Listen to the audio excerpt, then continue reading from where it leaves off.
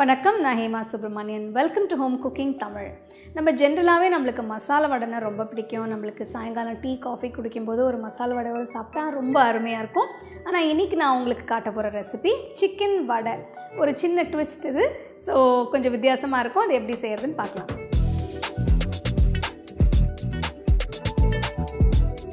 Chicken வடைக்கு அரை cup கடலைப்பருப்பு ஒரு பவுலில் போட்டு அதில் தண்ணி ஊற்றி 1.5 மணி நேரம் ஊற வைக்கணும். அடுத்தது ஒரு ப்ரெஷர் குக்கரில் 300 கிராம் சிக்கன் பீசஸ் எடுத்து அதில் இஞ்சி பூண்டு பேஸ்ட்டு, தேவையான அளவு உப்பு, 1/4 டீஸ்பூன் மஞ்சத்தூள், 1 டீஸ்பூன் மிளகாய்த்தூள், அரை கப்பு தண்ணி எல்லாத்தையும் போட்ட பிறகு ப்ரெஷர் குக்கரை மூடி ஃப்ளேம் மீடியமில் வச்சு ஒரு 4-5 விசிலுக்கு சிக்கனை வேக வைக்கணும். 4-5 விசில் கழித்து ப்ரெஷர் குக்கரை ஆஃப் பண்ணிவிடுங்க. திறந்து பார்த்தீங்கன்னா அதில் ஏதாவது தண்ணி இருந்ததுன்னா வத்த விடணும்.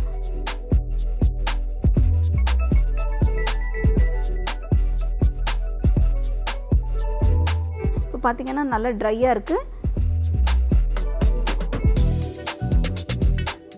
சிக்கன் பீசஸ் நல்லா ஆற விட்டு இதுலேருந்து எலும்பெல்லாம் எடுத்துகிட்டு சிக்கனை நல்லா ஷ்ரெட் பண்ணி வச்சுக்கோங்க. ஊற வச்ச கடலைப்பருப்பு கொஞ்சமாக ஒரு கையளவு எடுத்து தனியாக ஒரு கப்பில் வச்சுக்கோங்க. மீதி இருக்கிற கடலைப்பருப்பை மிக்ஸி ஜாரில் போட்டு பிச்சு போட்ட சிக்கன், ஒரு வெங்காயம் பொடியாக நறுக்கினது, 2 பச்சை மிளகாய் பொடியாக நறுக்கினது, ஒரு துண்டு இஞ்சி பொடியாக நறுக்கி போட்டுக்கணும். கொஞ்சம் கருவேப்பிலை, 1/2 டீஸ்பூன் சோம்பு, 1/2 டீஸ்பூன் உப்பு, கொஞ்சம் கொத்தமல்லி, இது எல்லாத்தையும் சேர்த்து தண்ணி ஊற்றாமல் அரைக்கணும்.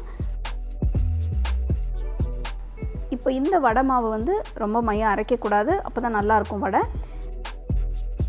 அரைச்ச பிறகு எடுத்து ஒரு பவுலில் மாற்றி வச்சுக்கோங்க.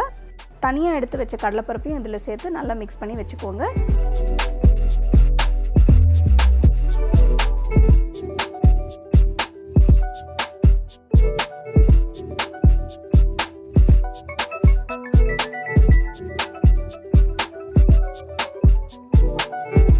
ஸோ இந்த சிக்கன் வடை மாவு தயாராக இருக்குது. கடாயை எடுத்து அதில் தேவையான அளவு எண்ணெயை ஊற்றி எண்ணெய் நல்லா சூடான பிறகு இந்த வடை மாவை கொஞ்சமாக எடுத்து கையில் தட்டி அதில் மெதுவாக போடுங்க. கோல்டன் ப்ரௌன் கலர் வர வரைக்கும் நல்லா ஃப்ரை பண்ணணும். இப்போ வடை எல்லாம் ரெடியாக இருக்குது. ரொம்ப அருமையான ஒரு ஸ்நாக் இது சிக்கன் வடை. இது நீங்கள் அப்படியே கூட சாப்பிட்லாம், சட்னி எல்லாம் தேவையில்லை. ஸோ இந்த ரெசிபி உங்களுக்கு கண்டிப்பாக பிடிச்சிருக்குன்னு நினைக்கிறேன். ஸோ அடுத்த வாட்டி நீங்கள் வடை பண்ணணும்னு நினச்சிங்களா இந்த சிக்கன் வடை ட்ரை பண்ணி பாருங்கள். கண்டிப்பாக உங்கள் எல்லாருக்குமே ரொம்ப பிடிக்கும்.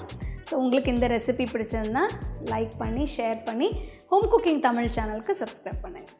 You can get a copy of our first edition of the home cooking book on 21 frames.